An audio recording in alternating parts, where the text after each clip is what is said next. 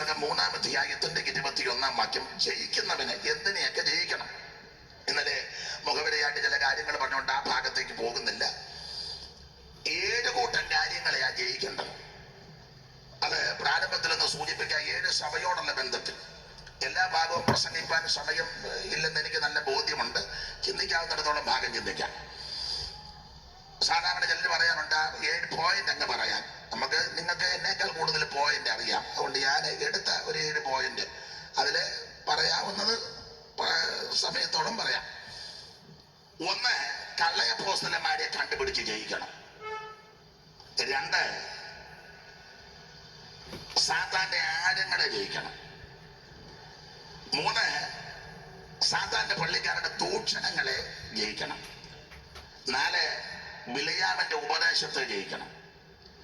5, നിക്കലോവിയ ഉപദേശത്തെ കണ്ടുപിടിച്ച് സഭയിൽ നിന്ന് തുരത്തി മാറ്റി അതിന്റെ മേൽ ജയമെടുത്തോണം.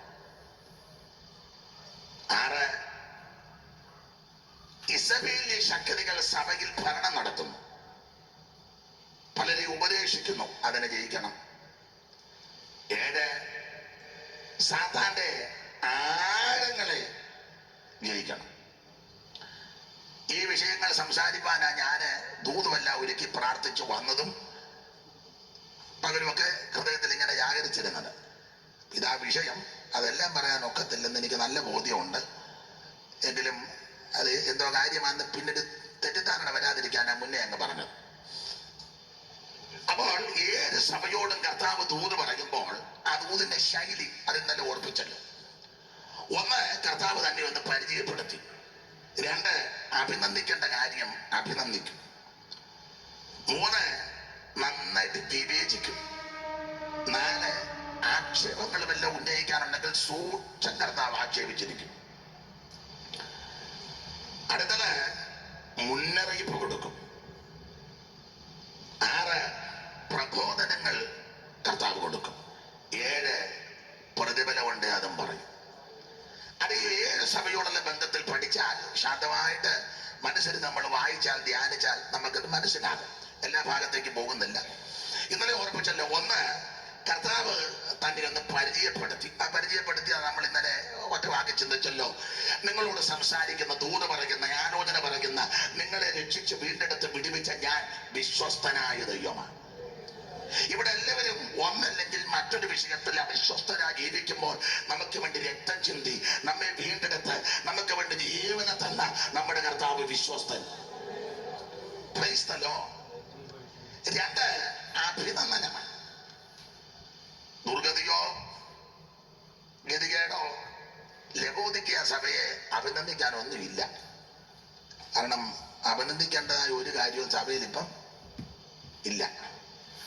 കാരണം മറ്റു സഭകളെ കർത്താവ് അഭിനന്ദിച്ചു. അത് നമ്മൾ ഇന്നലെ ചിന്തിച്ചല്ലോ. 2-ാം അധ്യായത്തിന്റെ 6-ാം വാക്യത്തിലും 3-ാം അധ്യായത്തിന്റെ 4-ാം വാക്യത്തിലും ഉടുപ്പ് മലിനമാകാത്ത കുറെ പേര് സർദീസിലുണ്ട്. എഫെസോ സഭയോട് പറഞ്ഞ് നിക്കുലോവിനുടെ നടപ്പ് പകയ്ക്കുന്നു എന്നൊരു നന്മ നിനക്കുണ്ട്. അപ്പോൾ അഭിനന്ദിക്കേണ്ട കാര്യം കർത്താവ് അഭിനന്ദിക്കും, അഭിനന്ദിച്ചിട്ടുണ്ട്. അടുത്തത്, കർത്താവ് സഭയെ നന്നായിട്ട് വിവേചിക്കും. നന്നായിട്ട് വിവേചിച്ചിട്ട് കർത്താവ് പറഞ്ഞു, നീ ശീലവാനുമല്ല ഉഷ്ണവാനുമല്ല. വിവേചിക്കുക. നാടൻ ഭാഷയെ മനസ്സിലാകുന്ന ഭാഷയെ പറഞ്ഞ ശീതവാനുമല്ല ഉഷ്ണവാനുമല്ല. പഠിപ്പം കൊണ്ട് വ്യത്യസ്തമായിട്ട് അങ്ങ് പറയാൻ മനസ്സിലാകും. ചൂടുവെള്ളമല്ല തണുത്തോ വെള്ളമല്ല, പിന്നെ വാട്ടവെള്ളം, വാട്ട പെന്തിക്കോസ്. കൈയൊന്നും പൊക്കണ്ട. ചൂടാന്നോ അതുമല്ല. പണ്ട് വിയത്തമ്പിച്ചാൻ പണ്ട് പറഞ്ഞ് കേട്ടിട്ടുണ്ട്, കിണറാന്നോ അതുമല്ല, കുളമാന്നോ അതുമല്ല, കൊളറ്. ഞങ്ങൾ ഒരിക്കലെ ഒരു ട്രെയിൻ യാത്ര ചെയ്തു. എൻ്റെ ഒരു സ്നേഹിതനുണ്ട് ഇവിടെ, സെൽവിച്ചാൻ വന്നിട്ടുണ്ട്. അദ്ദേഹത്തിന്റെ അനുജൻ സുജന്. അപ്പൊ അദ്ദേഹത്തിന്റെ ഒരു ബന്ധുവുണ്ട്. ഞങ്ങൾ യാത്ര ചെയ്തപ്പം പുള്ളി ചായ കൊണ്ട് വന്നപ്പം പുള്ളി ചോദിച്ചു, സുജനെ ചായ വേണോ വേണ്ടല്ലോ എന്ന്. പുള്ളി തന്നെ പറഞ്ഞേ, ചായ വേണോ വേണ്ടല്ലോ. സുജൻ അതിലും എടുക്കാൻ അവൻ പറഞ്ഞു വേണ്ടണം. Your business is bound to. അപ്പൊ കിണറുമല്ല കുളമല്ല കുളറ്, അല്ലെങ്കിൽ വേണ്ടണം. ശീതവാനുമല്ല ഉഷ്ണവാനുമല്ല, ശീതോഷ്ണവാൻ. നന്നായിട്ട് വിവേചിക്കുക. ഇന്ന് രാത്രി എന്നെ നിങ്ങളെ നന്നായിട്ട് വിവേചിക്കുന്ന ഒരു കർത്താവുണ്ട്. ആ ഭാഗത്തേക്ക് ഞാൻ പിന്നെ വരുന്നുണ്ട്. സ്തോത്രം. അടുത്തത് കർത്താവ് മുന്നറിയിപ്പ് കൊടുത്തു. നീ ഇങ്ങനെയൊക്കെ ജീവിച്ചേതാ ശീതവാനുമല്ല ഉഷ്ണവാനുമല്ല. എന്നിട്ട് താഴോട്ട് 17-18 വാക്യത്തിലുണ്ട്, ഞാൻ സമ്പന്നൻ ധനവാനായിരിക്കുന്നു, എനിക്കൊന്നിനും ഇങ്ങനെല്ലാം പറഞ്ഞ് നീ അരിഷ്ടനും ദരിദ്രനും നഗ്നനും. അയ്യോ, എന്തോ ഒരു കാര്യമാണ് ഈ പുള്ളി സമ്പന്നൻ, എനിക്കെല്ലാം അറിയാന്നുള്ള അകമ്മതി പൗലോസിന്റെ ഭാഷ പറഞ്ഞ് ചീർത്ത് കർത്താവ് മുന്നറിയിപ്പ് കൊടുത്തു. ഇങ്ങനെയൊക്കെ പോയാൽ ഞാൻ നിന്നെ എൻ്റെ വായിൽ നിന്ന് ഉമിണ് കളയും. ഉമിണ് കളഞ്ഞിട്ടില്ല, ഇനി ഇങ്ങനെ പോയാൽ സ്തോത്രം ഉമിണ് കളയും. ഇന്ന് രാത്രി കൂടപ്പെട്ട ദൈവകുഞ്ഞുങ്ങളോട് ദൂത് പറയുകയാണ്, ഇപ്പോഴത്തെ ഈ രീതി അനുസരിച്ച് പോയാൽ പലരെയും ദൈവം ഉമിണ് കളയും. മടങ്ങി വരാൻ, അനുദപിക്കുവാൻ, മനസ്താപപ്പെടുവാൻ, യഥാസ്ഥാനപ്പെടുവാൻ ദൈവം നമുക്ക് അവസരം തരിക. ആ അവസരം ഒരിക്കലും നഷ്ടപ്പെടുത്തി കളയരുത്. കർത്താവിന് മഹത്വം. മുന്നറിയിപ്പ് കർത്താവ് തരിക. ആ ഭാഗത്തേക്കല്ല ഞാൻ പോകുന്നില്ല. ഒടുവിലാണ്ട് കർത്താവ് പറഞ്ഞു, ഇങ്ങനെയൊക്കെ പ്രമാണത്തിൽ നിന്നാൽ, വ്യവസ്ഥ പ്രകാരം നിന്നാൽ, ജയിച്ചു വന്നാൽ ഞാൻ എന്നോടുകൂടി എന്റെ സിംഹാസനത്തിൽ ഇരിപ്പാൻ വരം നൽകും. ആ ഭാഗം അങ്ങനെ അങ്ങ് വിടട്ടെ. എനിക്ക് ആ ഭാഗത്തൊക്കെ നിന്ന് ധാരാളം സംസാരിച്ചിട്ടുള്ള നദിയായ ആഗ്രഹം ഉണ്ടെങ്കിലും നിൽക്കുന്നില്ല. എന്തിനെയൊക്കെ ജയിക്കണം? ഒറ്റവാക്കിൽ പറയാം, ജയിക്കാൻ എന്താ മാർഗം? ധാരാളം മാർഗങ്ങളുണ്ട് തിരുവചനത്തിൽ. അതിന് ഏറ്റവും നല്ല ശ്രേഷ്ഠമായ ഒരു മാർഗം ഇതേ ഉള്ളൂ, ജയിച്ചവന്റെ കൂടെ നിന്നോണം. ജയിച്ചവൻ ആരാണെന്ന് ഞാൻ പൊതുവെ പറയേണ്ടത് നിങ്ങൾക്കറിയാം. കർത്താവാകുന്ന യേശു ക്രിസ്തു. എന്തിനെ ജയിച്ചു? എല്ലാത്തിനെയും ജയിച്ചു. സ്തോത്ര. ഒടുവിൽ മരണത്തെയും ജയിച്ച് അവൻ മരണത്തിന്റെ അധികാരിയാകുന്ന പിശാചിനെ തന്റെ മരണത്താൽ പരാജയപ്പെടുത്തി മരണഭീതികളിൽ അടിമപ്പെട്ട് കിടന്ന എന്നെയും നിന്നെയും രക്ഷിച്ച് അവൻ മരണത്തെ ജയിച്ച ഒരുവനേ ഉള്ളൂ, നസറായനാകുന്ന യേശു ക്രിസ്തു. ഇന്ന് രാത്രിയിലും ആ കർത്താവ് നമ്മുടെ നടുവിലുണ്ട്. അതുകൊണ്ടാണ് പൗലോസ് ഓർപ്പിച്ചിരിക്കുന്നത്, നമ്മുടെ കർത്താവാകുന്ന യേശു ക്രിസ്തു മുഖാന്തരം നമുക്ക് ജയം തരുന്ന ദൈവത്തിന് സ്തോത്രം. ഇന്ന് രാത്രി ജീവിതത്തിൽ പരാജയത്തിന്റെ പടുകുടിയിൽ കിടക്കുന്ന ആരെങ്കിലും ഉണ്ടെങ്കിൽ ആത്മഹത്യ പരിഹാരമല്ല, നാടുവിടുന്ന പരിഹാരമല്ല, ഒളിച്ചിരിക്കുന്ന പരിഹാരമല്ല, വേദപുസ്തകത്തിന്റെ ഭാഷ പറഞ്ഞ സാമാന്യങ്ങളുടെ ഇടയിൽ പോയി പ്രാർത്ഥിക്കുന്നത് പരിഹാരമല്ല, അവൻ മറ്റേ ആരും അറിയരുതെന്ന് ഓർത്ത് അവൻ ഓടി ഒളിക്കുന്നത് പരിഹാരമല്ല. പരിഹാരം യേശുവിന്റെ അടുക്കലുണ്ട്. സകലത്തെയും ജയിച്ചവൻ, മരണത്തെ ജയിച്ചവൻ, എല്ലാറ്റിന്മേലും ജയമെടുത്ത നസറായൻ ഇന്ന് രാത്രി ഇവിടെ വന്നിട്ടുണ്ട്. ആ കർത്താവിന്റെ തൃപ്പാനമിടത്തിൽ അനുതാപത്തോടെ കടന്നു വന്നാൽ നിന്റെ പരാജയത്തെ മാറ്റി ദൈവം നിനക്ക് ജയം തരും. എല്ലാ വിഷയത്തിലും ജയം തരും. ദൈവത്തിന്റെ സ്തോത്രം. അതുകൊണ്ട് വചനത്തിന്റെ ചില കാര്യങ്ങൾ വീണ്ടും ചിന്തിക്കാം. എന്തിനെയൊക്കെ ജയിക്കണം? ഒന്ന്, ആ 2-ാം അധ്യായത്തിന്റെ 2-ാം വാക്യം ഒന്ന് വായിച്ചേര്.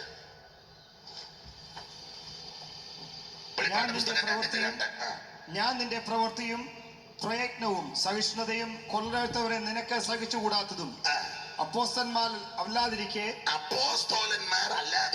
തങ്ങൾ അപ്പോസ്തലന്മാർ എന്ന്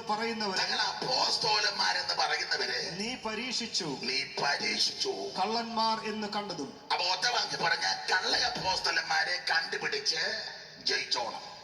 അവരെയും അവരുടെ വിഷയങ്ങളെയും അവരുടെ പ്രവർത്തികളെയും ഒക്കെ കണ്ടുപിടിച്ച് ജയിക്കണം.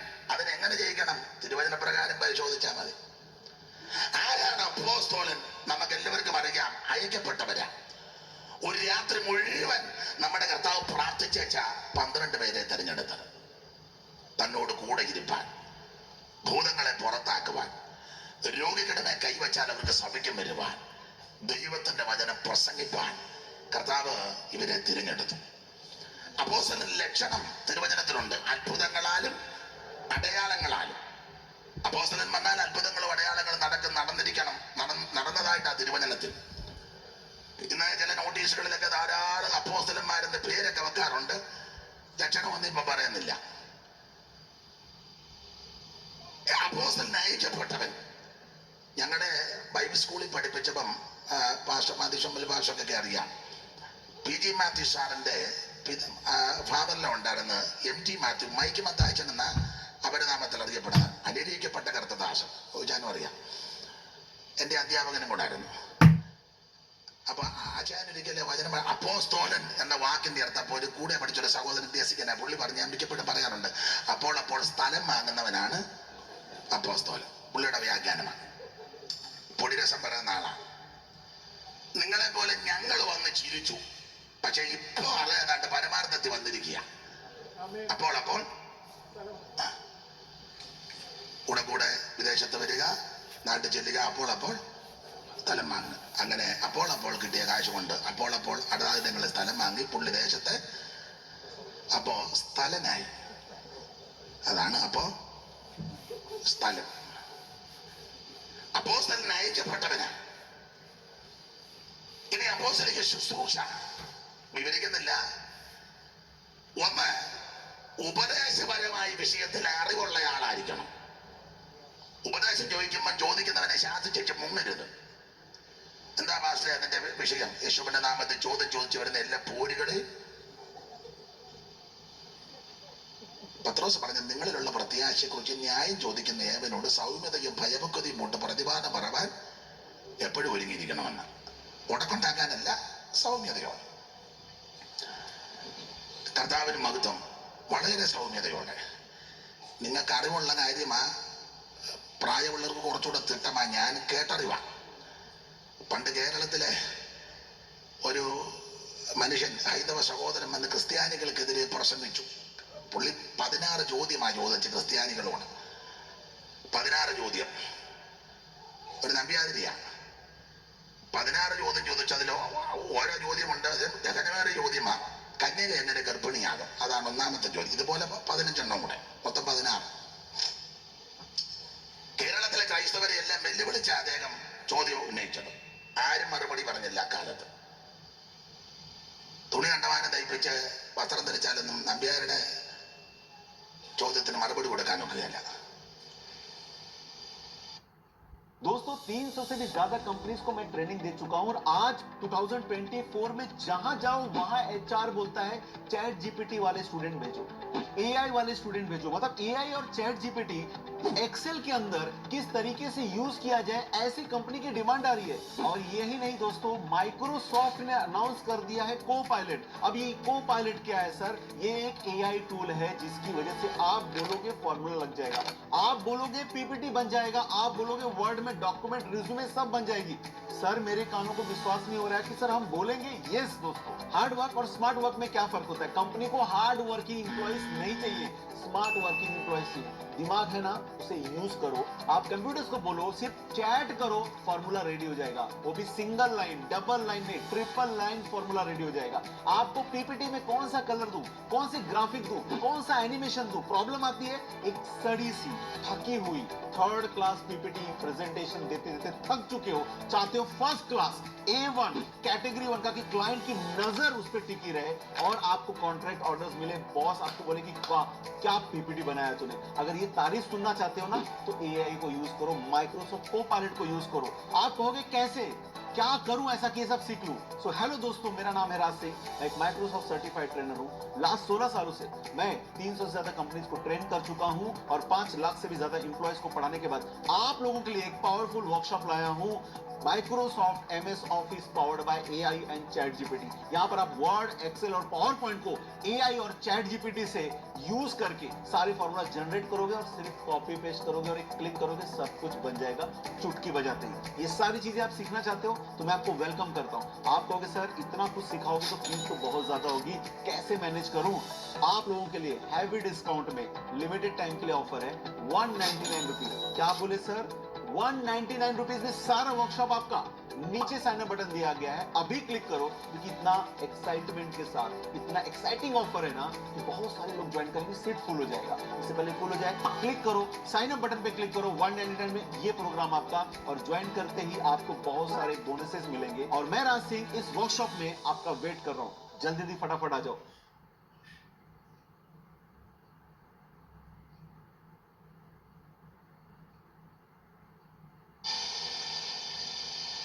ആവശ്യമില്ലാത്തല്ല കയ്യില്ല ഒക്കെ പിടിച്ചോണ്ട് നടന്നുകൊണ്ടൊന്നും മറുപടി,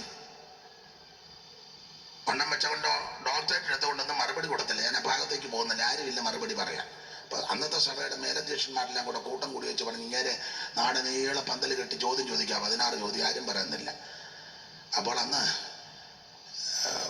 സഭാ മേലധ്യക്ഷന്മാരെല്ലാം കൂടെ ഒന്നിച്ചു കൂടിയേച്ചേ പറഞ്ഞതിന് പരിഹാരം മറുപടി കൊടുക്കാൻ ഒരാളേ ഉള്ളൂ. കുന്നപ്പുറത്ത് സൈമൺ, കൊച്ചു സൈമൺ, അദ്ദേഹം സാറ് അന്ന് മദ്രാസിൽ യോഗം നടത്തുകാരെന്നാണ്. അന്നത്തെ കാലത്ത് കമ്പി അടിച്ചു. സൈമൺ സാറിനെ കൊണ്ടുവന്നു, തൻ്റെ ശിഷ്യന്മാരെ പറഞ്ഞു വിട്ടു ചോദ്യമെല്ലാം എഴുതിക്കൊണ്ടുവരാൻ. ശിഷ്യന്മാര് കടന്നു ചെന്ന് നമ്പ്യാതിരുടെ 16 ചോദ്യവും പ്രസംഗിക്കുന്നിടത്ത് പോയി നിന്ന് കേട്ട് എഴുതിക്കൊണ്ടുവന്നു. 1 മാസം സാറ് അക്ഷരം മിണ്ടിയില്ല. അന്ന് മാർത്തോമാ പുലാത്തിന് വെച്ച കാര്യങ്ങളൊക്കെ ധാരണ വന്നത്. അതിൻ്റെ ദൈവത്തിന് നീതിയുണ്ട്. പണ്ട് ഈ മാർത്തോമാ പുലാത്തിൽ നിന്ന് സാറിനെ ആട്ടി ഓടിച്ചതാ, അവർ തന്നെ തിരിച്ചു വിളിച്ചെന്നുള്ളതാ. അങ്ങനെയൊക്കെ ദൈവം ചെയ്യും. അത് ദൈവത്തിന്റെ പദ്ധതിയാണ്. സാറിനെ ആട്ടി വിട്ടു, ഇറങ്ങിപ്പോകാൻ പറഞ്ഞു, മുടക്കിയതാ. അവര് തന്നെ ഉള്ളിയെ തിരിച്ച്, ഞാൻ അനുഭവത്തിൽ നിന്ന് പറയാം, നമുക്കെതിരെ ആക്ഷേപങ്ങളോ അപവാദങ്ങളോ നിന്ദകളോ പരിഹാസം വരുമ്പോൾ മറുപടിക്കൊന്നും പോകരുത്, തെളിയിക്കാനും പോകരുത്, ഉടക്കുണ്ടാക്കാനും പോകരുത്. എന്റെ അനുഭവം, മുട്ടുമടക്കി പ്രാർത്ഥിച്ചോണം. നീതിയോടെ വിധിക്കുന്നൊരു ദൈവമുണ്ട്. ഈ അടുത്ത കാലത്ത് പേര് പറയത്തില്ല. ഞാൻ പേര് പറയുന്നത് എനിക്ക് അത്ര തൃപ്തിയല്ല. പിന്നെ അതാരാന്ന് നിർബന്ധമായിട്ട് അറിയണ യോഗം കഴിഞ്ഞ് വന്നാ പറയാം. അത് മൊബൈൽ ഓഫ് ആക്കി വെച്ച് വേണം. എനിക്കിപ്പോൾ ആരും വിശ്വാസമില്ലാതെ ഞാനും നടക്കുന്നു. അതെ, സത്യമായ കാര്യം അതിന് പറയാം. ഞാൻ കഴിഞ്ഞ പ്രാവശ്യം ഒക്കരവുമായി വന്നത് കഴിഞ്ഞ് കാനഡയിലൊന്ന് പോയ ചരിത്രവും സ്ഥലവും പറയല്ല. അപ്പൊ നാട്ടിൽ നിന്നൊരു സഹോദരൻ ഇച്ചിരി കാര്യങ്ങളൊക്കെ എഴുതി, നാട്ടിലുള്ളതാണ്, ഇവിടുത്തെ അല്ലേ, ഒരു സഹോദരനൊക്കെ എഴുതി വേറൊരാൾക്ക് പേഴ്സണലി എഴുതി വിട്ടതാണ്. അപ്പൊ അദ്ദേഹം ഇങ്ങനെ കാര്യം പറഞ്ഞത് ഇന്നതുപോലൊക്കെ എഴുതി. ഞാൻ പറഞ്ഞു, ഓ അത് അറിവില്ലായ്മ കൊണ്ട് എഴുതിയത്, അങ്ങ് വിട്ടുകള, പുള്ളിയുടെ ഭോഷത്തമ അല്ല, നമുക്കത് ഞാൻ ഒന്നും പ്രതികരിക്കണ്ട, വിട്ടുകള, സഹോദരനല്ലേ, ക്ഷമിക്ക്, അങ്ങനല്ലേ കർത്താവ് പഠിപ്പിച്ചേ. ചില കാര്യം എന്നെ ഞാനും കണ്ടു, ഞാൻ സ്വോത്രം ചെയ്തങ്ങ് വിട്ടു. ശുശ്രൂഷ കഴിഞ്ഞ് ഞാൻ നാട്ടിൽ ചെന്നപ്പോൾ ഞാനിത് അറിഞ്ഞ മറ്റൊന്നും കാണിച്ചില്ല, കാണിക്കേണ്ട കാര്യമില്ല. നാട്ടിൽ കൂടെ ഞാനൊരു ശുശ്രൂഷയ്ക്ക് പോയപ്പോൾ ഈ സഹോദരൻ ബസ് സ്റ്റോപ്പിൽ നിൽക്കുന്നു. ഞാൻ വണ്ടി ഓടിച്ച സമയം വണ്ടി അവിടെ നിർത്താൻ പറഞ്ഞു. വണ്ടി നിർത്തി കൈ കൊടുത്തു, സ്തോത്രം, എന്തുകൊണ്ട് മോനെ എന്നെക്കാൾ അല്പം ഇളയടാ, എന്തുകൊണ്ട് മോനെ വിശേഷം? ഒന്നുമില്ല വെച്ചാ, നമ്മുടെ ശൈലി അതാണല്ലോ, കണ്ട ആ മണ്ടം പാല് വെച്ചിട്ട് കാണുക. കാരണം ഈ ദൈവത്തപ്പനാണ് ഈ ചിറിക്ക് അസ്ഥി വെച്ചിട്ടില്ല. ഇത് വെച്ച് വിടുകാരനെ ചിരിക്കാനൊക്കത്തില്ല. നമ്മളെ എല്ലാം ദൈവത്തിന് നന്നായിട്ട് അറിയാമല്ലോ. കുഞ്ഞാ തപ്പി നോക്കി, ചെറിക്ക് അസ്ഥി ഉണ്ടോ? ഇല്ല. ഉണ്ടോ? ചിരി ആ ഇരിപ്പൊക്കെ കണ്ടോ? അസ്ഥി വെക്കാത്തതുകൊണ്ടാ. അത് ദൈവത്തിനറിയാം. അസ്ഥി വെക്കാന്ന് വലിയ ബുദ്ധിമുട്ടാച്ചിരിക്കാൻ. അപ്പൊ ഞാൻ ചോദിച്ചു, എന്തായിട്ട് മോനെ? എന്തുകൊണ്ടാ? ഞാൻ പറഞ്ഞു, വളരെ സന്തോഷം. എവിടെ പോകുന്നു? ഇന്നടത്തോട്ട് പോ. ഞാനതില്ല, വണ്ടിയിലോട്ട് കയറാൻ പറഞ്ഞു. എഴുതി എന്തിനാന്ന് ചോദിച്ചില്ല, ഒരു ഭാവം ഞാനൊന്നും പറഞ്ഞു. ഇപ്പോൾ ഇതുവരെ കയറാൻ പറഞ്ഞു. കയറി വിശേഷമൊക്കെ തിരക്കി സ്തോത്രമെല്ലാം പറഞ്ഞു. വളരെ സന്തോഷം. അവിടെ കൊണ്ടിറക്കി. പിന്നെ അങ്ങനെ എന്തിനാ പച്ചയ്ക്ക് പറയുന്നത്? ഇനി പറഞ്ഞേക്കാം. എന്നാ സ്തോത്രാഴ്ചയും കൊടുത്തു, നാളെ ചെയ്യും. ഞാൻ പഠിച്ച പ്രമാണം കർത്താവ് കാണിച്ചതും തിന്മയെ തിന്മ കൊണ്ടല്ല, നന്മ കൊണ്ട് ചോദിക്കണം.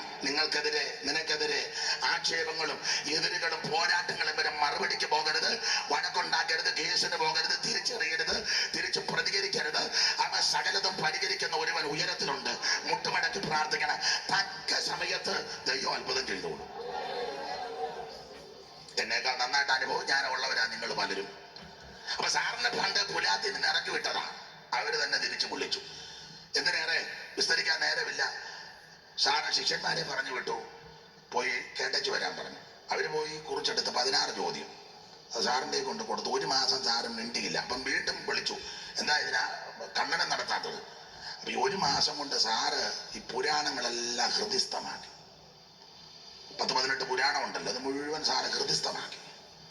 എന്നുവെച്ചാൽ 18 ഖണ്ഡന പ്രസംഗം. അധികം വിവരിക്കുന്നില്ല. നിങ്ങളും പറയും അനുഗ്രഹിക്കപ്പെട്ട കൺവെൻഷൻ ഞങ്ങൾ നടത്തിയ ഞങ്ങേര് സൈമൺ സാറിനെ പറഞ്ഞേച്ച് പോയി യേശുവിനെ പറ്റി. അതുകൊണ്ട് ഞാനങ്ങ് അടങ്ങുക. സാറ് ചോദിക്കാൻ പറഞ്ഞ് 2 പേര് നേർക്ക് നിന്ന് 16 ചോദ്യം ഇങ്ങോട്ട് ചോദിച്ചു. 16 സൗമ്യമായി, അത് പറയാനാ, ഭക്തിയോടെ സൗമ്യമായിട്ട് 16 മറുപടി കൊടുത്തു. എന്നുവെച്ചാ ഒരു 32 ചോദ്യം അങ്ങോട്ടും ചോദിച്ചു. ഒരെണ്ണത്തിന് മറുപടി പറഞ്ഞില്ല. അവസാനം കയ്യിലൊരു ഗ്രന്ഥക്കെട്ട് ഉണ്ടായിരുന്നെന്ന ഇതെന്നോട് പറഞ്ഞു തന്നത് സാറിന്റെ സന്തത സഹചാരിയായിട്ട് നടന്ന ഒരു അപ്പച്ചനുണ്ടായിരുന്നു, മരിച്ചുപോയി. ഞാൻ 25 കൊല്ലം മുമ്പ് കാണാൻ ചെല്ലുമ്പോൾ 10-98 വയസ്സുണ്ട്. കൊടമല്ല മത്തായിച്ചൻ അച്ഛാന എന്നോട് പറഞ്ഞത്. അച്ഛാന വന്ന് ചെറുപ്പമാണ്. 32 ചോദ്യം അങ്ങോട്ട് ചോദിച്ചു, ഒരെണ്ണത്തിന് മറുപടി കൊടുത്തില്ല. ഒരു ഗ്രന്ഥക്കെട്ടുമായിട്ട് ഇറങ്ങിയ ഉടനെ സാർ അങ്ങോട്ട് ചെന്ന് കൈക്ക് കയറി പിടിച്ച് കെട്ടിപ്പിടിച്ച് ഒരു ചുംബനം കൊടുത്തു. അതാ ഭക്തന്മാരുടെ ലക്ഷണം. അത് പിന്നെ സാറ് നിമിഷകവിയല്ലേ, ഒരു പാട്ടുമൊക്കെ ഉടനെ അങ്ങ് പാടി. ഇതൊന്ന് നിർത്താന്നേ അങ്ങനെ ആ പാട്ട് വേണം, കാരണം അത് മാത്രം എടുത്തിട്ട് അമ്മാനെ പാടും. നിങ്ങൾ രാവിലെ ആരാധന ആരംഭിക്കുക, വൈകിട്ട് രണ്ടിടത്ത് ഞാൻ നോക്കാറുണ്ടില്ല. അപ്പൊ ഈ ഞായറാഴ്ച ചുറ്റും പുതിയൊരു വേദയാനന്ദല്ല. സാറും പാടി പാട്ട് നമുക്കെല്ലാം മനപ്പാട്ടമാണ്. വേദവേല ചൊല്ലി വേദയില്ലാത്ത പോലെ നാടുപാടം തൂറാന്തോ ഇരിക്കില്ല കേട്ടോ. വേദവേല ചൊല്ലി വേദയില്ലാത്ത പോലെ നാടുപാടം തൂറാനുള്ള കൊണ്ടുപോവാ നീ ഈ പാടിക്കേട്ട് കൊണ്ടുപോവാ വിഷയങ്ങൾ അപ്പോസ്തലന്മാരെടുക്കരുത്. മേശകളുടെ വിഷയം 2 ആശയമാണ് മേശിച്ചു കൊടുത്തിരിക്കുന്നത്. ഒന്ന് ഭക്ഷണ വിഷയം, 2 ധനപരം. നമുക്ക് ഇഷ്ടവും മനസ്സിലാകുന്ന കാര്യം പറഞ്ഞാൽ ഭക്ഷണം നൽകുക. അപ്പോൾ അവർ പറഞ്ഞു, ഇത് ദിനംപ്രതിയുള്ള ശുശ്രൂഷയിൽ ഉപേക്ഷയായിട്ട് വിചാരിക്കുന്നു. അവിടെ ഞങ്ങളുടെ അവിനാശത്തിൽ ഇന്നലെ ഒരു കമ്മിറ്റി കൂടി, എഴുതിയതിന്റെ ഒരു ആശയം കമ്മിറ്റി കൂടി. ഞങ്ങളുടെ സഹോദരന്മാർക്ക് ബില്ല് പാസ്സാക്കി. ഇപ്പം വിളമ്പുന്ന കാര്യം വിളമ്പണ്ട, അടുത്ത ആഴ്ച പത്രോസനാണ്. അപ്പൊ പത്രോസ് പറഞ്ഞത് പദമുണ്ട്, ദൈവവചനം ഉപേക്ഷിച്ച് മേശമേൽ ശുശ്രൂഷിക്കുന്നത് ഞങ്ങൾക്ക് ലിഖിതമല്ല. അതുകൊണ്ട് നിങ്ങളുടെ ഇടയ്ക്കുമെന്ന് ജ്ഞാനവും നല്ല സാക്ഷ്യവും, അതായത് നല്ല സാക്ഷ്യം നമ്മൾ എടുത്ത് പറയേണ്ടതാണ്. ജ്ഞാനവും നല്ല സാക്ഷ്യവും പരിശുദ്ധാത്മകമുള്ള 7 പേരെ തെരഞ്ഞെടുക്കട്ടെ. അവര് മേശമേൽ ശുശ്രൂഷിക്കട്ടെ. അടുത്ത മനപാഠമാണ്. ഞങ്ങളോ പ്രാർത്ഥനയ്ക്കും വചന ശുശ്രൂഷയിൽ ഉദ്ധരിക്കും. എന്തിനാണ് ആ പ്രശ്നം പരിഹരിച്ചു കൊടുക്കും. അതാ അപ്പോസ്തലിക ശുശ്രൂഷ. സഭയിൽ കലക്കമുണ്ടാക്കുകയല്ല, ഭിന്നിപ്പുണ്ടാക്കുകയല്ല, ഒത്തുതിരിപ്പുണ്ടാക്കുകയല്ല, പക്ഷം പിടിക്കുകയല്ല, കക്ഷി ചേർക്കുകയല്ല, പ്രശ്നങ്ങൾ പരിഹരിച്ച് ഒന്നിപ്പിക്കണം. അതാ അപ്പോസ്തലിക ശുശ്രൂഷ. അപ്പൊ ഇങ്ങനെയുള്ള കള്ളയപ്പോസ്തലന്മാരെ, ഇതിന് വിപരീതമായി പ്രവർത്തിക്കുന്ന കള്ളയപ്പോസ്തലന്മാരെ അവരുടെ പ്രവർത്തനങ്ങളെയൊക്കെ കണ്ടുപിടിച്ച് ദൈവകുഞ്ഞുങ്ങൾ ജയിക്കണം. അങ്ങനെ ജയിച്ചു വന്നാൽ അവന്റെ കൂടെ സിംഹാസനത്തിൽ ഇരിക്കാം. 7 കൂട്ടം കാര്യമാണ് പറയേണ്ടത്. എല്ലാം പറയുന്നതിൽ ഒരു കാര്യം കൂടെ പറയാം, അതിന് സമയം അനുവദിക്കൊള്ളിച്ചതാണ്. ആ 2-ാം അധ്യായത്തിന്റെ 14-15 വാക്യം ഒന്ന് വായിച്ചേ. എങ്കിലും നിന്നെ കുറിച്ച് കുറഞ്ഞൊരു കുറ്റം പറയുവാനുണ്ട്. ഇസ്രായേൽ മക്കൾ വിഗ്രഹാർപ്പിതം തിന്നേണ്ടതിനും ദുർനടപ്പ് ആചരിക്കേണ്ടതിനും ഇസ്രായേൽ മക്കൾ വിഗ്രഹാർപ്പിതം തിന്നേണ്ടതിനും ദുർനടപ്പ് ആചരിക്കേണ്ടതിനും അവരുടെ മുമ്പിൽ ഇടച്ചുറപ്പാൻ ബാലാക്കിനെ ഉപദേശിച്ചു കൊടുത്ത ബിലെയാമിന്റെ ഉപദേശം തിരിച്ചിരിക്കുന്നവർ അവിടെ നിനക്ക്. ബിലെയാമിന്റെ ഉപദേശങ്ങളെ കണ്ടുപിടിച്ചതിനെ ജയിച്ചോണം. എന്താ ഈ ബിലെയാമിന്റെ ഉപദേശം? നിങ്ങൾക്കെല്ലാം വചനത്തിൽ ചിത്രമുള്ളവരെ ബിലെയാമിനെ പറ്റി പുതിയ നിയമത്തിൽ ഈ വിഷയത്തെ പറ്റി 3 പദമാണ്. 1 ബിലെയാമിന്റെ വഴി, 2 ബിലെയാമിന്റെ വഞ്ചന, 3 ബിലെയാമിന്റെ ഉപദേശം. പത്രോസിന്റെ 2-ാം ലേഖനം 2-ാം അധ്യായത്തിന്റെ 14-15 വാക്യം. അവർ കയ്യിന്റെ വഴിയിൽ നടക്കുകയും കൂലി കൊതിച്ച് ബിലെയാമിന്റെ വഞ്ചനയെ. ഇവിടെ ബിലെയാമിന്റെ വഞ്ചന. പത്രോസിന്റെ ലേഖനത്തിൽ ബിലെയാമിന്റെ വഴി, യൂദയുടെ ലേഖനത്തിൽ ബിലെയാമിന്റെ വഞ്ചന. മുമ്പേ വായിച്ചുള്ള വെളിപ്പാട് പുസ്തകം 2:15 ബിലെയാമിന്റെ ഉപദേശം. അപ്പോൾ വഴി, വഞ്ചന, ഉപദേശം. ബിലെയാമിന്റെ വഴി, ബിലെയാമിന്റെ വഞ്ചന, ബിലെയാമിന്റെ ഉപദേശം. ഇത് സഭയ്ക്കകത്തുണ്ട്. അതുകൊണ്ടാണല്ലോ ഇങ്ങനെ പറഞ്ഞേക്കുന്നത്. എന്തുവായി ബിലെയാമിന്റെ വഴിയും വഞ്ചനയും ഉപദേശവും? ഇതിന്റെ പശ്ചാത്തല ഭാഗം കിടക്കുന്നത് നമുക്കറിയാം. സംഖ്യാപുസ്തകം 22, 23, 24 അധ്യായങ്ങളിലും റിസൾട്ട് 25-ലുമാണ്. ആ ഭാഗം ഒന്ന് ശാന്തമായിട്ട് നമുക്കൊന്ന് ചിന്തിക്കാം. ഇസ്രായേൽ മക്കൾ യാത്ര ചെയ്ത് മോവാബ് സമഭൂമിയിൽ വന്ന് പ്രാളയമടിച്ച് കിടക്കുക. സംഖ്യാപുസ്തകം 22-ാം അധ്യായത്തിന്റെ 1-2 വാക്യങ്ങൾ.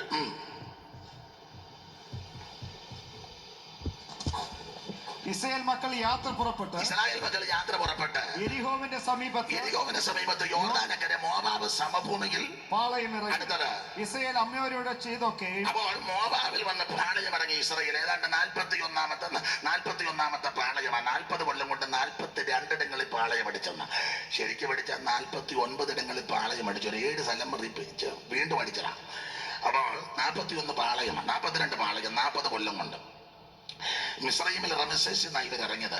റമസേസ്, സുക്കോത്ത്, ഏതാര്, പീതാര്, ചെങ്കടൽ, അക്കരെ, ഷൂറ, മാറ, എലീമ, അർണോൻ, പാറാൻ മരുഭൂമി, കയറ്റം, രബീന്താരം, അത് രബീ മരുഭൂമി, സീൻ കയറ്റം, സീൻ മല, ഇങ്ങനെ 42 പാളയമാണ്.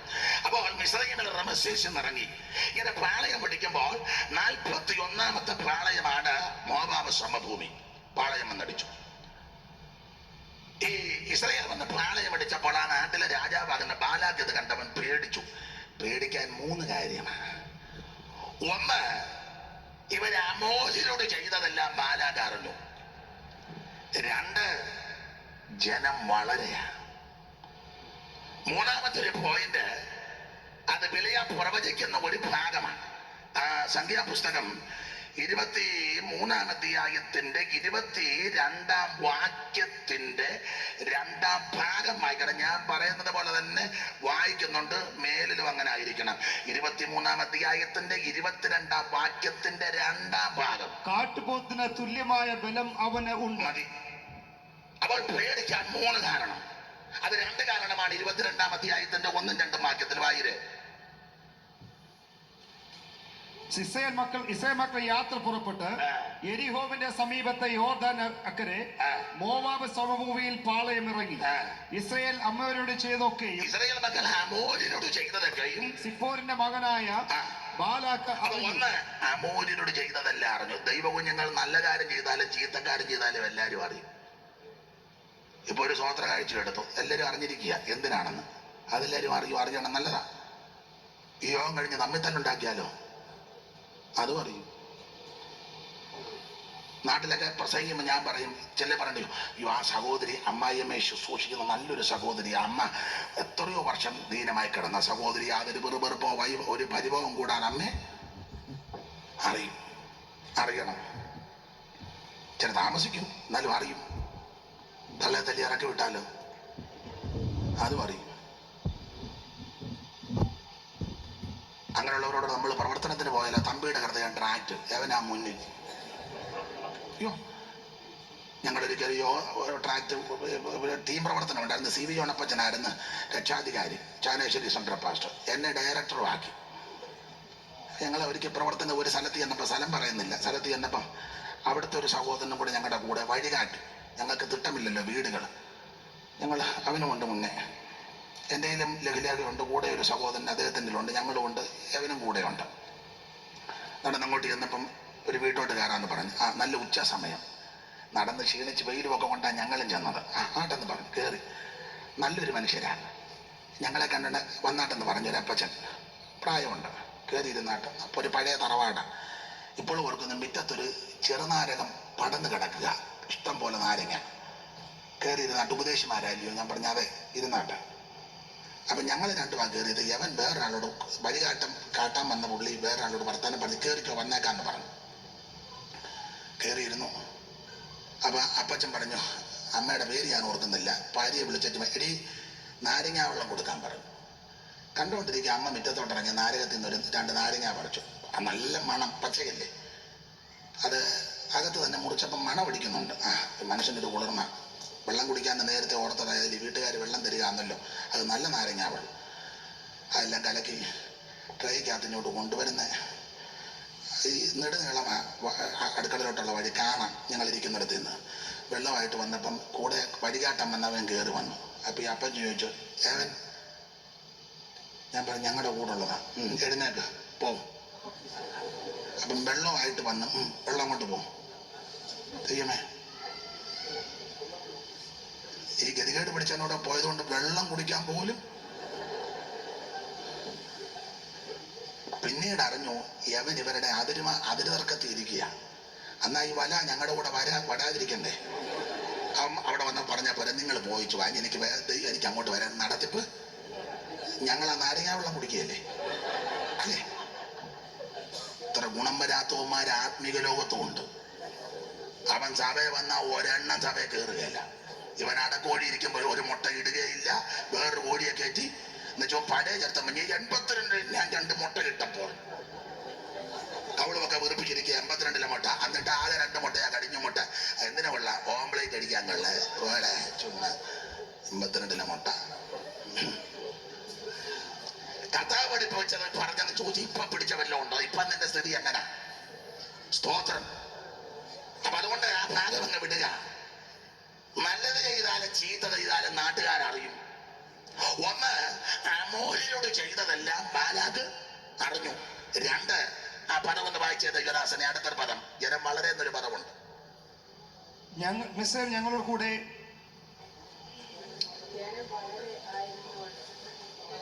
22-ാം അധ്യായത്തിന്റെ 1-2 വാക്യത്തിൽ കിടപ്പുണ്ടല്ലോ, ജനം വളരെ ആയിരുന്നു ഒരു പദമുണ്ട്. ജനം വളരെ ആയിരുന്നത്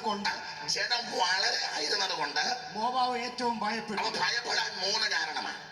ഒന്ന്, അമോലിനോട് ചെയ്തതല്ല ഇവൻ അറിഞ്ഞു. ഇടയ്ക്ക് വേറെ ശ്രദ്ധയ്ക്ക് പോകരുത്, കൂടെ എങ്ങോട്ടോ തിരിഞ്ഞതാ. പണ്ട് ഉമ്മനാട് കൺവെൻഷൻ നടക്കാൻ നിങ്ങളും പലത് കാണും. അന്ന് ആ സുനാമി അടിച്ച വർഷമാണ്. മേക്കാട്ട് ബേച്ചാന അന്നത്തെ ഉദ്ഘാടനം കഴിഞ്ഞ പ്രസംഗം.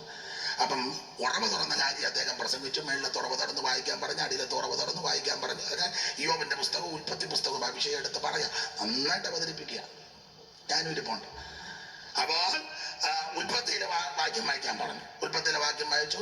ഇനി യോബിന്റെ പുസ്തകത്തിലെ വാക്യം വായിക്കാൻ പറഞ്ഞു. 38-ാം അധ്യായം. അതും അങ്ങോട്ട് പറഞ്ഞു. അങ്ങനെ അതിന്റെ 14-ാം വാക്യം വായിക്കാൻ പറഞ്ഞു. അപ്പം കക്ഷി വായിച്ച പുള്ളി ഉൽപ്പത്തി 38-ന്റെ 14 വായിച്ചു. താമാർ അവന്റെ അടുക്ക വന്നപ്പോ ഞാൻ ചോദിച്ചു, താമാർ എന്തിനാ ഇപ്പൊ ഇങ്ങോട്ട് വരുന്നെന്ന് ചോദിച്ചു. ഇപ്പം ഉറവയുടെ കാര്യമല്ലേ പറഞ്ഞു. ഞാനിപ്പോൾ കൊടുക്കുന്നത് പറഞ്ഞതാ. താമാർ എന്തിനാ ഇപ്പൊ ഇങ്ങോട്ട്? അതുകൊണ്ട് ഒന്ന് ശ്രദ്ധിച്ചിരുന്നോണേ. അപ്പൊ 3 കാര്യം പേടിക്കാനുള്ള കാരണം. ഒന്ന്, ആ ജനം വളരെ ആയിരുന്നു. 2, അമോലിനോട് ചെയ്തതെല്ലാം ഇവൻ അറിഞ്ഞു. 3, ആ 3-ാമത്തെ പദമ എന്നെ ഒന്നുകൂടെ ചലഞ്ച് ചെയ്തത്. കർത്താവിന് മഹത്വം. അവൻ 23-ാം അധ്യായത്തിന്റെ 22-ാം വാക്യത്തിന്റെ 2-ാം ഭാഗമായി ചെയ്ത യുവദാസനെ. കാട്ടുപോത്തിന് തുല്യമായ ബലം അവനുണ്ട്. ദൈവത്തിന് സ്തോത്രം. ഇടയ്ക്കത്തെ ഭാഗമൊന്നും ഞാൻ വിസ്തരിക്കുന്നില്ല. ഇസ്രായേൽ മക്കളെ പറ്റി അവരെ നോക്കിയച്ച് ബിലയാം പ്രവചിച്ച പ്രവചന ഭാഗത്തിൽ ഒരു പദമ, കാട്ടുപോത്തിന് തുല്യമായ ബലം അവനുണ്ട് ഇസ്രായേലിന്. വിഷയം വിട്ടുപോകുക എന്ന് എനിക്കറിയാം. നിങ്ങൾ ചിന്തിക്കും 7 പോയിന്റ് പറഞ്ഞിട്ട് പുള്ളി ഒന്നും പറഞ്ഞില്ലല്ലോ. പോയിന്റ് അല്ല വിഷയം. ദൈവം വിവേചിച്ചുകൊണ്ടിരിക്കുക. സ്തോത്രം. ഇസ്രായേൽ മക്കളെ പറ്റി പറഞ്ഞൊരു സാക്ഷ്യമാണ്, കാട്ടുപോത്തിന് തുല്യമായ ബലമുണ്ട് ഇസ്രായേലിന്. ശ്രദ്ധിക്കുക, 23-ാം അധ്യായത്തിന്റെ 22-ാം വാക്യത്തിന്റെ 2-ാം ഭാഗത്തിൽ ഇവരെ പറ്റി പറയാ, കാട്ടുപോത്തിന് തുല്യമായ ബലം. അപ്പോൾ തന്നെ 21-ാം അധ്യായത്തിന്റെ 4-ാം വാക്യത്തിൽ ഇവരെ പറ്റി ക്ഷീണിച്ചെന്നൊരു പദമുണ്ട്. വായിച്ച 21-4. പിന്നെ അവർ ഏതോ ദേശത്ത് ചുറ്റിപ്പോകുവാൻ ഹോർ പർവ്വതത്തിങ്കിൽ നിന്ന് ഞങ്ങളുടെ വഴിയായിട്ട് യാത്ര പുറപ്പെട്ടു. വഴിതമത്ത് ജനത്തിന്റെ മനസ്സ് ക്ഷീണിച്ചു. അപ്പൊ അവിടെ ക്ഷീണിച്ചു. അവൾ 21-4 ക്ഷീണിച്ചെന്ന. പക്ഷെ 23-ന്റെ 22-ൽ കാട്ടുപോത്തിന് തുല്യമായ ബലമുണ്ട് എന്ന് പറഞ്ഞാൽ 21-ൽ ക്ഷീണിച്ചവർ 23-ൽ വന്നപ്പോൾ കാട്ടുപോത്തിന് തുല്യ ബലമുണ്ടായി. ഏത് മനുഷ്യനും ക്ഷീണം വരാം. മനുഷ്യനല്ലേ, ക്ഷീണിക്കാം. തിരുവചനം പഠിച്ചാൽ ഭക്തന്മാര് തന്നെ പലരും ക്ഷീണിച്ച രംഗങ്ങളുണ്ട്. ഏലിയാ ഒരിക്കൽ ക്ഷീണിച്ചിട്ടും കൂടെ ആ ഒരു പാഠം പറഞ്ഞത്, മതി യഹോവേ, എന്നെ ഇനി അങ്ങ്. ഇസബേലിന്റെ വാക്ക് കേട്ട് ഭയപ്പെട്ട് ക്ഷീണിച്ചു. ആഹാബിന്റെ മുഖത്ത് നോക്കി ദൂത് പറഞ്ഞവനാ. പക്ഷെ ഒരു സ്ത്രീയുടെ വാക്കിൽ അതിനെപ്പറ്റി ഒരു ചരിത്രം പറയുന്നത്, ഈ ക്ഷീണിച്ച് പേടിക്കാനുള്ള കാരണം ഇസബേല് ക്ഷുദ്രം ചെയ്യുന്നവളായിരുന്നെന്ന്.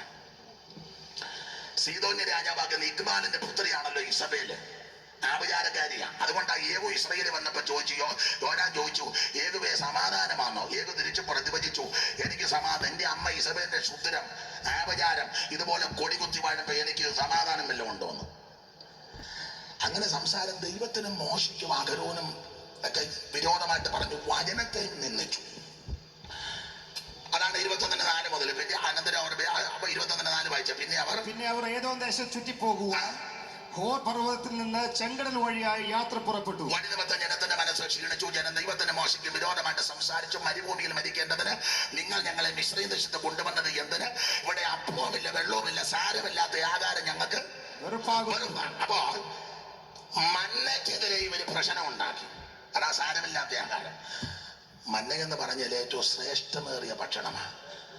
ഒറ്റ വാക്കി പറയാം, മന്ന ക്രിസ്തുവിനും തിരുവചനത്തിനും നിഴല. ഒന്ന് രണ്ട് കാര്യം പറഞ്ഞ ഭാഗം വിട്ടേക്കാം, എന്ന് പറയാൻ നേരമില്ല. മന്ന യേശു ക്രിസ്തുവിനും തിരുവചനത്തിന് നിഴല. അതിന്റെ ഒന്ന്, ഈ മന്നയുടെ വിശേഷത ഇത് ഉയരത്തിൽ നിന്ന് പൊഴിഞ്ഞു വീണതാ. അങ്ങനെയാണല്ലോ പുസ്തകം പഠിപ്പിക്കുന്നത്. അവൻ ആകാശത്ത് നിന്ന് അപ്പം വർഷിപ്പിച്ചെന്ന. മന്ന ഉയരത്തിൽ നിന്ന് വന്നതാ. ഉയരത്തിൽ നിന്ന് വന്ന ഒരുവനേ ഉള്ളൂ, യേശു ക്രിസ്തു മാത്രം. ബാക്കി സകല ആൾക്കാർ ഉയരത്തിലേക്ക് പോകുന്നവരും പോകാണ്ടിരിക്കുന്നവരും ഒക്കെ ആകുമ്പോൾ ഉയരത്തിൽ നിന്ന് ഉന്നതങ്ങൾ വിട്ട് ഇറങ്ങി വന്ന ഒരുവനേ ഉള്ളൂ, നസറയനാകുന്ന യേശു ക്രിസ്തു. ഫിലിപ്പിയാലേഖനം നമുക്കറിയാമല്ലോ. ദൈവരൂപത്തിലിരിക്കെ ദൈവത്തോടുള്ള സമത്വം മുറുകെ പിടിച്ചു കൊള്ളണമെന്ന് വിചാരിക്കാതെ ദാസ്വരൂപമെടുത്ത് വേഷത്തിൽ മനുഷ്യനായി താഴ്ത്തി തന്നെത്താൻ മരണത്തോളം ക്രൂശിലെ മരണത്തോളം അനുസരണമുള്ളവനായി തീർന്ന നസറയനാകുന്ന യേശു ക്രിസ്തു. അപ്പൊ ഉയരത്തിൽ നിന്ന് ഇറങ്ങി വന്നതായി മന്ന. അങ്ങനെയെങ്കിൽ മേളിൽ നിറഞ്ഞു വന്നതാ ക്രിസ്തു. മന്ന ക്രിസ്തുവിന് നടല മേളിൽ നിന്ന് വന്നതാ. സ്തോത്രം. ഇപ്പൊ ദൈവം നന്മയൊക്കെ തന്നു. ദൈവം തന്നെ അനുഗ്രഹിക്കട്ടെ. അമേരിക്കയിലും ഗൾഫിലും ഒക്കെ പണ്ട് പോയിട്ട് വന്നവരുത് ഒരു സോപ്പ് തരും. നല്ല കാര്യമാ കുളിക്കാൻ. പണ്ടത് കുളിച്ചിട്ടില്ല. അതെടുത്ത് എന്റെ മാച്ചപ്പോ ഞാൻ തുണി ഇടയ്ക്ക് സോപ്പും തുണി എടുത്ത്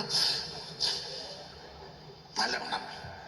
കൃപയാൽ നാട്ടിൽ ചെല്ലുമ്പോൾ അതിനൊക്കെ കൊടുക്കാൻ ദൈവം ഭാഗ്യം തരുന്നല്ലോ. നീ ഓർത്ത് ദൈവത്തിന് സ്വോത്രം ചെയ്യ്. ഞെളിയരുത്. മട്ടനും ചിക്കനും വെള്ളം നോക്കിയ പാണ്ട മണ്ണ് കിടന്ന് തട്ടിപ്പടിക്കുന്നു. മട്ടൻ വേണ്ടേ?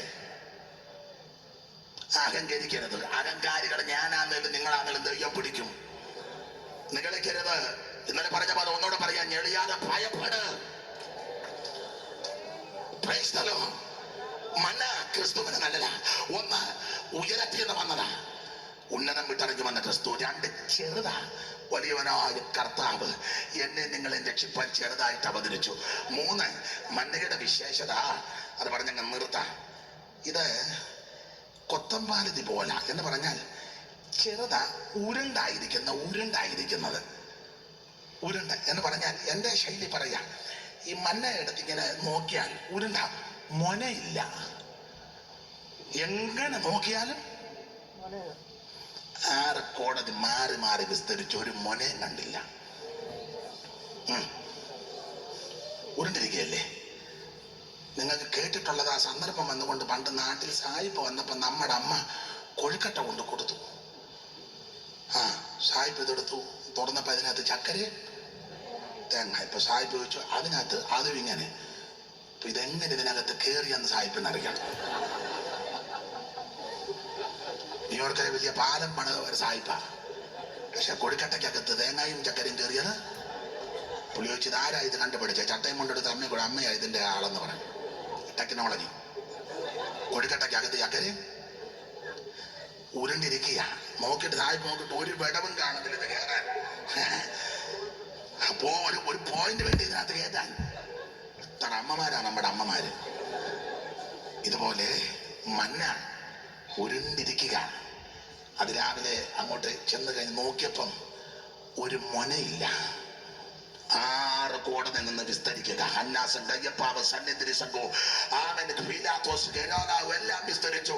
യാതൊരു മൊനയില്ലാത്തവൻ, ഊനമില്ലാത്തവൻ, പാപമില്ലാത്തവൻ, പാപം ചെയ്യാത്തവൻ, പാപം നീട്ടാത്തവൻ, പാപമേശാത്തവൻ, പാപമറിയാത്ത പരമവിശുദ്ധൻ. വളരെ സന്തോഷം, വളരെ നന്ദി. ഞങ്ങളുടെ കാവാലത്തെ വേലി ഓർത്ത് പ്രാർത്ഥിക്കണം. 10-45 2 വർഷമായല്ലോ തുടങ്ങിയിട്ട്.